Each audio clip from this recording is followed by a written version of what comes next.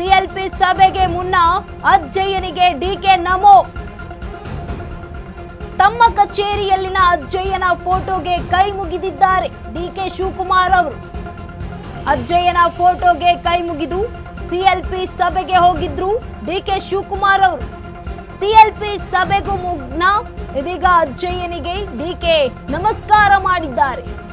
ತಮ್ಮ ಕಚೇರಿಯಲ್ಲಿಯೇ ಇದ್ದಂತಹ ಅಜ್ಜಯ್ಯನ ಫೋಟೋಗೆ ಕೈ ಮುಗಿದಿದ್ದಾರೆ ಡಿಕೆ ಶಿವಕುಮಾರ್ ಅವರು. ಅಜ್ಜಯ್ಯನ ಫೋಟೋಗೆ ಕೈ ಮುಗಿದು ಬಳಿಕ ಸಿಎಲ್ಪಿ ಸಭೆಗೆ ಹೋಗಿದ್ರು ಡಿಕೆ ಶಿವಕುಮಾರ್ ಅವರು. ಸಿಎಲ್ಪಿ ಸಭೆಗೂ ಮುನ್ನ ಅಜ್ಜಯ್ಯನಿಗೆ ಡಿಕೆ ಶಿವಕುಮಾರ್ ಅವರಿಂದ ನಮಸ್ಕಾರ. ತಮ್ಮ ಕಚೇರಿಯಲ್ಲಿಯೇ ಅಜ್ಜಯ್ಯನ ಫೋಟೋವನ್ನ ಇಟ್ಕೊಂಡಿದ್ರು. ಆ ಫೋಟೋಗೆ ಕೈ ಮುಗಿದು ಮುಂದೆ ಹೆಜ್ಜೆಯನ್ನ ಇಟ್ಟಿದ್ದಾರೆ. ಅಜ್ಜಯ್ಯನ ಫೋಟೋಗೆ ಕೈ ಮುಗಿದು ಸಿಎಲ್ಪಿ ಸಭೆಗೆ ಹೋಗಿದ್ರು ಡಿಕೆ ಶಿವಕುಮಾರ್ ಅವರು.